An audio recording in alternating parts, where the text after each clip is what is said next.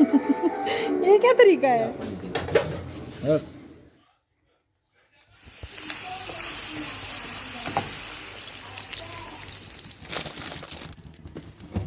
آج تو کافی دن کے بعد کھانے لگے ہیں ہم لوگ. یہ جو سامان بنایا تھا اس کو یوز کرتے ہیں, چائے کے ساتھ یہ بناتے ہیں اور کھاتے ہیں. چائے کے ساتھ کچھ ہو نا مزہ نہیں آتا خالی چائے پینے کا, اس لیے جو ایزی لگتا ہے, جو چیزیں گھر میں اویلیبل ہوں آپ وہی بنا لیا کریں.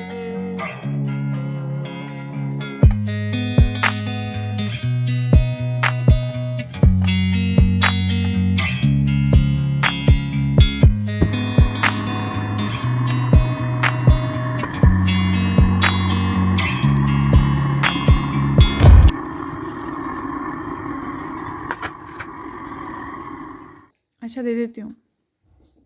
السلام علیکم جی, ویلکم ٹو مائی چینل. امید ہے سب خیریت سے ہوں گے, ہم سب بالکل ٹھیک ہیں. آج موسم بہت ہی خوبصورت ہے, بہت اچھا موسم ہے, تو میں نے سوچا کیوں نہ موسم اچھا ہے تو کھانا بھی ہم تھوڑا سا اچھا بناتے ہیں. آج اس سے پہلے زاگر کو تھوڑا سا کچھ کھلا دیتے ہیں. اور یہ گاجر کا اور اورنج کا جوس ماموں نے میرے لیے نکال کے فریج میں رکھا ہوا تھا. میں جب سو رہی ہوتی ہوں یا میں گھر پہ نہیں ہوتی ہوں تو میرا حصہ وہ رکھ دیتے ہیں, بہت خیال کرتے ہیں, سب کو نکال کے دیتے ہیں ماموں فریش جوس. چکن تھوڑی سی بوائل کر رہی ہوں, چکن کے رول بنائیں گے. تھوڑے سے آلو رکھے ہیں اس سائڈ پہ, آلو میش کر کے وہ ڈالیں گے. تب تک زاگر کو میں یہ کھلا دیتی ہوں, پھر وہ سو جائے گا تو ریلیکس ہو کے کام کروں گی. چھیل لیے ہیں, چکن کے ریشے کر لیے ہیں. تھوڑی سی چکن تھی, ہم نے بس تھوڑے سے ہی بنانے ہیں. اور اب یہ والے آلو اور کیرٹ جو ہیں ہم مکس ویجیٹیبل رائس بنائیں گے, ان کے ساتھ چکن رول بنائیں گے اور سالن میں مٹن کوفتے بنیں گے. اس وقت جی ٹائم ہو رہا ہے 5 بجنے والے ہیں, عصر کی اذان ہونے والی ہے اور باہر بہت ہی بادل ہیں, بہت اچھا موسم ہو رہا ہے.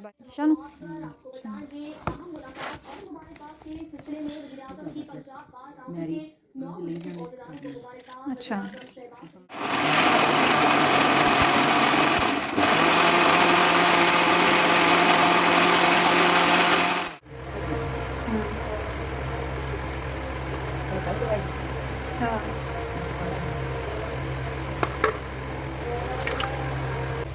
ہاں جی, تو ویجیٹیبل رائس بنیں گے, وہ ریڈی ہو چکی ہیں ویجیٹیبلس. آلو کاٹے ہیں, کوفتے میں تھوڑے سے آلو بھی ڈال دیں گے. یہ مٹن کوفتے ہیں, مٹن مجھے جیسے نہیں پسند, میں اگر کوفتہ نہیں کھاؤں گی تو آلو کھا لوں گی, اسی لیے. اور یہ پیسٹ تیار کیا ہے سالن کے لیے, اس کی گریوی اچھی بنے گی. اور یہاں پہ جی یہ جو رول کا سامان ہم نے تیار کیا تھا, اس میں مسالے مکس کر دیتے ہیں. اب اس میں صرف کچھ چند مسالے ہی جائیں گے. دھنیا پاؤڈر جائے گا, زیرہ پاؤڈر جائے گا, ثابت زیرہ, نمک جائے گا, اور پیسی ہوئی لال مرچ بہت کم ڈالی ہیں ہم نے. اس کی بجائے ہم نے جو ہے نا یہاں پہ سبز مرچیں ایڈ کرنی ہے, اور لیمن جوس اس میں لازمی ڈالنا ہے. پھر ہی چکن کے جو رول بنیں گے اس میں یہ لازمی ڈالنے ہیں آپ نے. جی تو آج ہماری دعوت ہے ہمارے گھر پہ, میری خود کی دعوت ہے, میں خود ہی اپنی دعوت کر رہی ہوں اور ریڈی بھی خود ہی کروں گی. ساتھ میں میرے گھر والوں کی بھی دعوت ہے. تو آپ نے ایسا کم ہی دیکھا ہوگا کہ آپ اپنی دعوت خود ہی کر رہے ہیں, لیکن ایسا ہونا چاہیے. آپ خود کو اسپیشل فیل کرانے کے لیے کچھ نہ کچھ اسپیشل ضرور کیا کریں, مہینے بعد, 2 مہینے بعد, چاہے 3 مہینے بعد ہی. میں نے اپنے کسی ایک پچھلے ولاگ میں بھی بولا تھا کہ اپنے لیے ٹائم اسپیشل نکالا کریں, اپنی گرومنگ کے لیے, اپنے لیے, اپنی خود کو اسپیشل فیل کرانے کے لیے. ٹھیک ہے جی.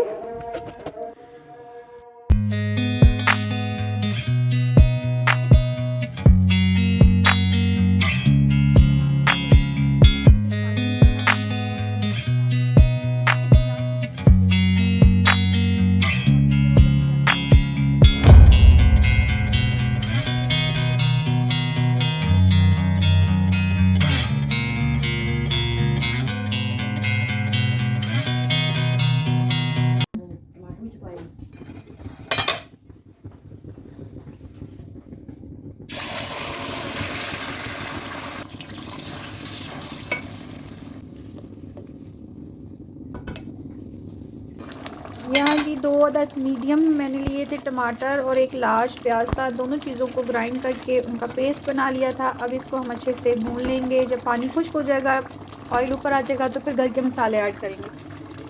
یہ سارے گھر کے خشک مسالے ہیں جو میں نے لیے ہیں, اور 1 چمچ اس میں کریں گے کوفتہ مسالہ. ساتھ ہی ساتھ باہر کا موسم بھی دیکھ لیتے ہیں. سورج تو نکل آیا ہے لیکن ہوا چل رہی ہے, یہ دیکھیں اچھا خوبصورت موسم ہو رہا ہے. سورج بھی نکل آیا ہے, ہوا بھی ہے,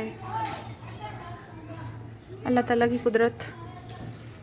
जावेर सो रहा है, अभी उठने वाला है, थोड़ी देर तक उठ जाएगा। उसके उठने से पहले पहले कुछ ना कुछ कर लेना है, कोई काम वाम कुकिंग का।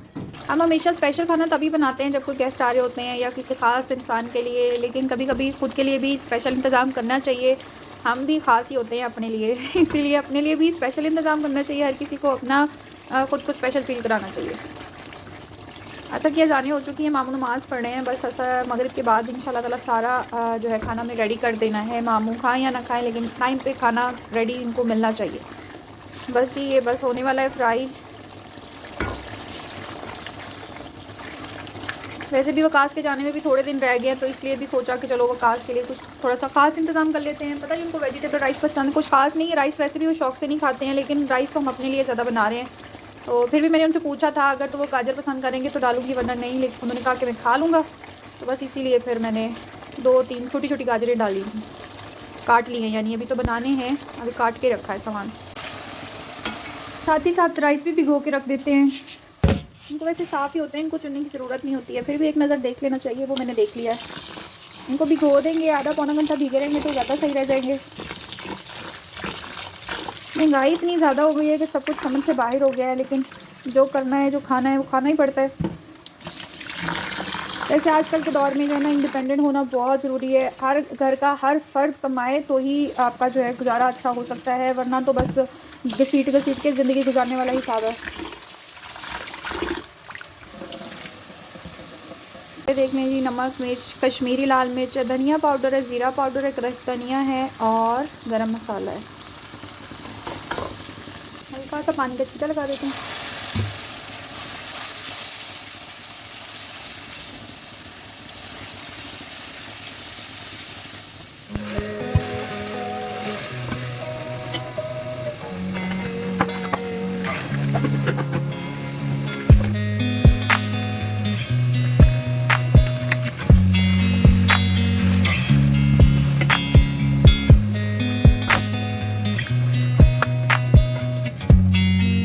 ये जी माशाल्लाह खूबसूरत सी ग्रेवी रेडी हो चुकी है। अब इसमें हम डाल देंगे आलू। 2 ही आलू लिए मैंने, अपने और मामू के लिए ज़्यादा लिए हैं क्योंकि मामू को आलू बहुत ज़्यादा पसंद है। जावेर उठ गया है, जावेर मैं आ रही हूँ। ये कोफ्ते अम्मी ने बना के रखे हुए हैं, फ्रीज़ करके रखे थे। कोफ्ते की रेसिपी मैं आपको देना ही मतलब रिकॉर्ड करना ही भूल गई। बहुत स्पेशल कोफ्ते अम्मी बनाती हैं, बहुत अच्छे बनाती हैं। इंशाल्लाह बकरीद आएगी ना तो फिर दूँगी तब तक आपको वेट करना पड़ेगा।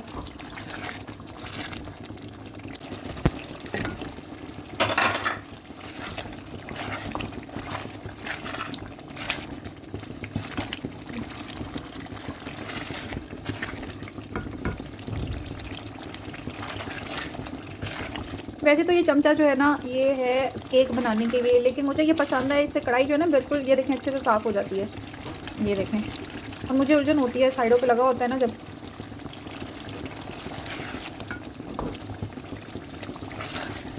इसमें आप अंडे बॉईल करके भी डाल सकते हैं, आपकी मर्ज़ी है। आप जितना खर्चा करेंगे उतना ही आपको, यानी जितना गुड़ डालेंगे उतना मीठा मिलेगा।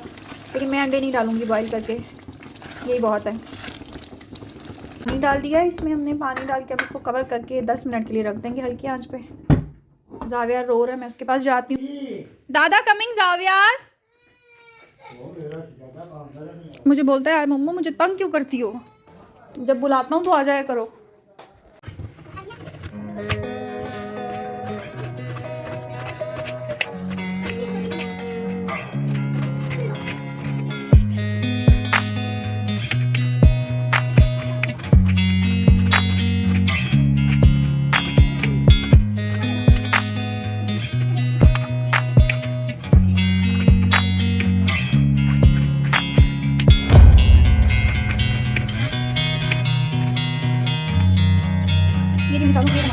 प्याज और टमाटर, वैसे दोनों काटे मैंने, लेकिन एक काफी बड़ा टमाटर बस इसलिए मैंने काट दिया। तो आप इस्तेमाल करेंगे और एक ही बड़े बड़े साइज का मैंने प्याज लिया।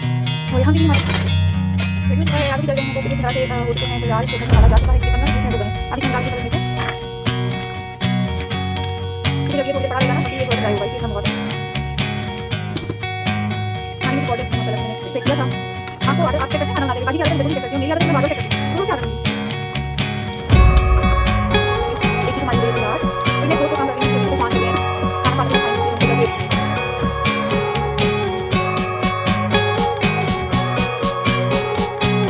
جی تو یہاں پہ میں چکن اور آلو کے رول جو ہیں وہ بنا کے رکھ لوں گی، لیکن فرائی میں تب کروں گی جب ڈائننگ ٹیبل پہ کھانا لگانا ہوگا، اس سے پہلے ہی فرائی کروں گی، کیونکہ سردی کی وجہ سے ہر چیز ٹھنڈی ہو جاتی ہے۔ تو آپ کی اپنی مرضی ہے، آپ کباب کی شیپ دینا چاہیں، راؤنڈ شیپ دینا چاہیں، یا آپ اس طرح کے پسند کرتے ہیں، یہ بچوں کو لنچ کے لیے آپ ریڈی کر کے دے سکتے ہیں۔ اس کے اندر میں نے پسی ہوئی لال مرچ بالکل نہیں ڈالی ہے، میں نے کالی مرچ 1 ٹیبل اسپون ڈالا تھا، اور اس کے علاوہ جی میں نے اس میں 2 سے 3 عدد ڈالی تھیں سبز مرچیں۔ باقی سب کچھ ریڈی ہو چکا ہے، اب ہم مکس ویجیٹیبل رائس بنا لیتے ہیں۔ میں نے اس سیزن میں مکس ویجیٹیبل رائس ابھی تک نہیں کھائے تھے، شادی سے پہلے امی بنایا کرتی تھی، بہت مزے کے بناتی، میری امی کے ہاتھ کا ٹیسٹ بھی بہت اچھا ہے، ہر کسی کی امی کے ہاتھ کا ٹیسٹ اچھا ہوتا ہے یقیناً، لیکن اپنی امی کے ہاتھ کا ٹیسٹ آپ کو ڈفرینٹ ہی لگتا ہے ہر کسی سے۔ تو آج میرا دل تھا مکس ویجیٹیبل رائس کھانے کا، اسپیشلی جو ہے میں اپنے لیے بنائے ہیں۔ ویسے ایسا ہوتا نہیں ہے، ایسا ہوتا ہے کہ میں اپنے لیے اسپیشل کبھی بھی نہیں کوئی چیز ایسے بناتی ہوں، لیکن آج جو ہے نا اب کچھ عرصے سے میں نے خود کے لیے چیزیں بنانا شروع کر دی ہیں جو میرا کھانے کا دل چاہتا ہے، ورنہ میں ماموں سے پوچھتی ہوں وہ جو پسند کرتے ہیں، یا امی جو پسند کرتی ہیں، یا کسی کے لیے کسی نے آنا ہو تو ہی۔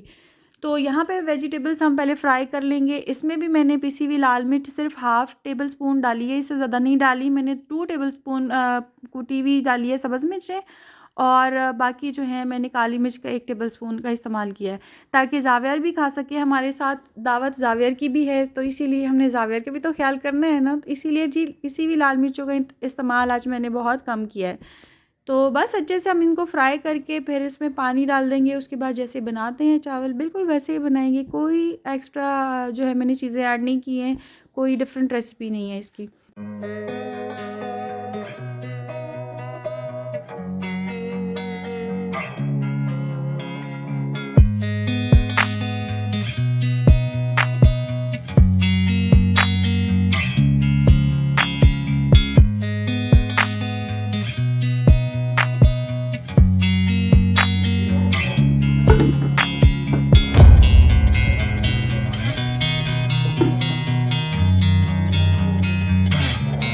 سب کچھ ڈن ہو چکا ہے۔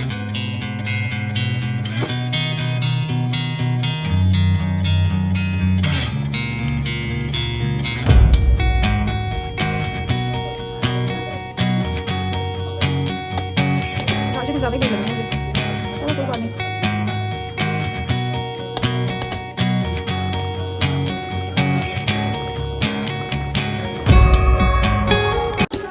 جی بیٹا تھک گئے ہو؟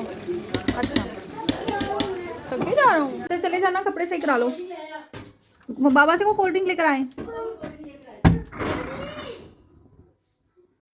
یہاں پہ جی رولز کو کوٹنگ کرتے ہوئے آپ نے فورک کا استعمال کرنا ہے، اگر انڈا لگاتے ہوئے آپ ہاتھ استعمال کریں گے نا تو آپ کے ہاتھ پہ بھی انڈا لگ جائے گا، اس کے بعد جب آپ بریڈ کرم لگائیں گے تو بریڈ کرم آپ کا خراب ہو جائے گا، وہ تو ہو جائے گا، یوں چپک جائے گا، تو اسی لیے آپ نے انڈا اور بریڈ کرم لگاتے ہوئے فورک کا استعمال کرنا ہے، ٹھیک ہے جی، یا اسپون لے لیں یا فورک لے لیں، یا مطلب اپنے ہاتھوں پہ گلوز وغیرہ چڑھا لیں، تاکہ جب آپ اس میں ڈپ کریں بریڈ کرمز میں تو آپ کے جو ہے ہاتھ گیلے نہ ہوں۔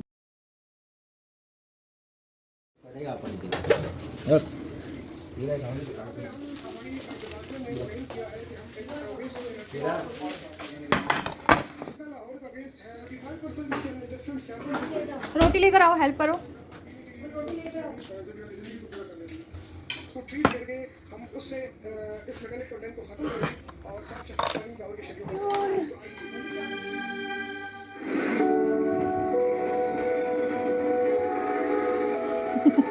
یہ کیا طریقہ ہے؟